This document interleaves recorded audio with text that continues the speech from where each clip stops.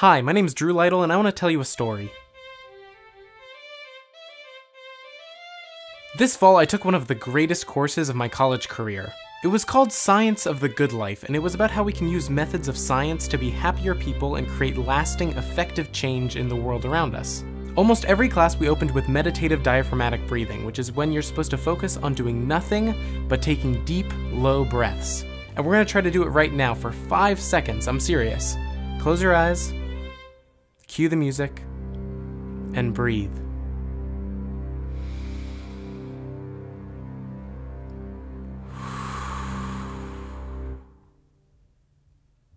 Now, be honest with yourself. For that 5 seconds, were you truly focusing solely on your breath?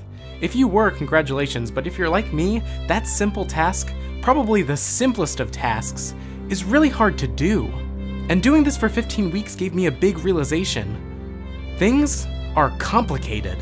We're all individuals with our own hopes, dreams, joys, and sorrows, and we spend a lot of our time thinking about how we can make those complex issues simple to solve.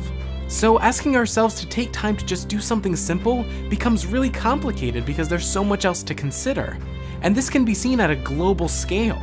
Say we want to end world hunger. One of the simplest things we can do is send hungry people food, right? But how do we send that food to them before it goes bad? We'll probably have to send it on huge cargo planes, but planes produce a lot of pollution and we care about our environmental impact so that we can produce the food long term. And what impact does that have on the political and economic stability of the giving and receiving countries and the countries around them? Should we just try to educate about better farming techniques so that people can sustain themselves? Well, to do that, we'll probably need schools. Well, to do that, we'll probably need a lot of infrastructure. And before we think about doing that, we should probably focus on controlling population growth with contraceptive distribution.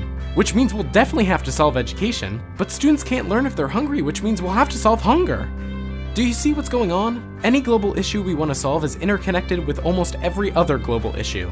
So if we want to help others, we have to research what will help the most people in the best way and spend our money and time doing that thing. This is called effective altruism, and as interesting as it is and how wonderful I think the people that practice it are, I think it sucks. Because it's paralyzing for me to make a decision between saving the planet from climate change, saving my family from heart disease, or saving people from dying of hunger.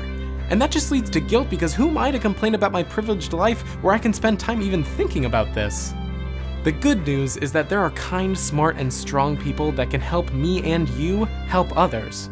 Today marks the beginning of the 2017 Project for Awesome, where YouTubers across the platform raise awareness and donations for great charities. This year, I'm advocating that you donate to the Life You Can Save, an organization that performs analysis on the most effective charities and raises money for those organizations.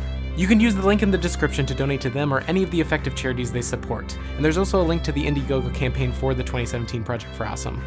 Things are complicated, but that shouldn't prevent us from doing good. For us at the Curiository, it just means there's more to learn. DFDBA, and thanks for watching.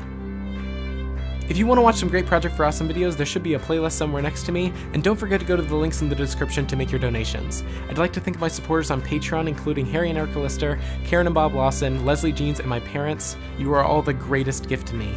Happy holidays, and I'll see you next time in the Curiository.